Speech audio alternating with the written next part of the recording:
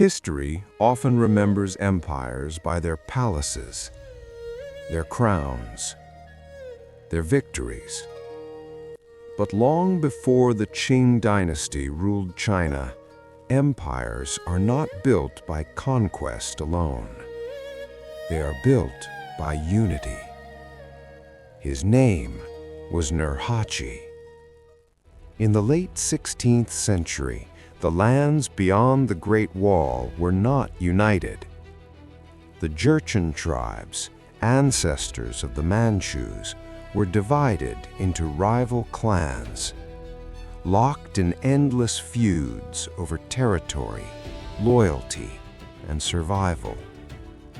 There was no empire, no single leader, only shifting alliances and inherited grudges. The Ming Dynasty, watching from the south, understood this fragmentation well. They ruled not by direct control, but by manipulation, supporting one tribe against another, ensuring no northern power could ever rise strong enough to threaten China. This was the world Nurhaci was born into, a world where strength meant nothing without unity. Nurhaci was not born an emperor. He inherited no throne. What he inherited instead was loss. His father and grandfather were killed during a conflict involving Ming-backed rivals. But Nurhaci did not respond with reckless revenge. He watched, he waited, and he learned. Rather than challenging the Ming directly, he began by consolidating power quietly, bringing scattered clans under his leadership. Through loyalty, protection, and shared purpose. To Nurhaci, power was not about domination.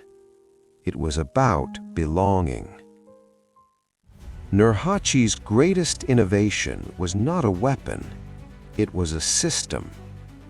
He reorganized Manchu society into what became known as the 8-banner system. Each banner was more than a military unit. It was a social structure. Families, soldiers, laborers, and leaders were bound together under shared colors and command. Loyalty to the banner came before loyalty to clan. For the first time, the Manchus were no longer just tribes. They were a people. Disciplined, organized, unified. While Ming armies relied on numbers and bureaucracy, Nurhaci relied on cohesion. His forces were smaller, but they moved as one. Nurhaci did not declare war on the Ming lightly. Instead, he fought selectively, testing borders, seizing strategic forts, cutting supply lines. Every victory served a purpose. Every defeat was studied. In 1618, Nurhaci made his intentions clear. He issued the 7 grievances, a formal declaration listing the injustices committed by the Ming. This was not a cry of rebellion. It was a claim of legitimacy. Nurhaci was no longer a tribal leader. He was positioning himself as the rightful challenger to imperial power. As Nurhaci's influence expanded, something else began to change. The Jurchens were no longer called by their old name. They became the Manchus. This was not a coincidence. Names shape identity. And Nurhaci understood that an empire could not be built on fragmented roots. By forging a new identity, he prepared his people not just to conquer territory, but to rule it. Yet Nurhaci was not without limits. He was a builder, not a ruler of China. His system was strong, but his understanding of Chinese governance was still incomplete. And in 1626, during a campaign against the Ming, Nurhaci was wounded. He would never recover. The empire he envisioned had not yet crossed the Great Wall, but the foundation was laid. Nurhaci did not live to see the Qing Dynasty, but that was never his role. His true achievement was not conquest, it was transformation.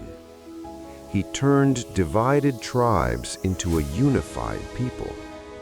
He created institutions that outlived him. And most importantly, he raised a successor who understood what Nurhaci did not. To rule China, one must first understand China. That successor was Hong Taiji. Empires are rarely built in a single lifetime. Nurhaci did not wear the crown of China. He did not sit upon the dragon throne. But without him, there would have been no Qing Dynasty. Because before there is an empire, there must be a foundation. And Nurhaci was the man who laid it.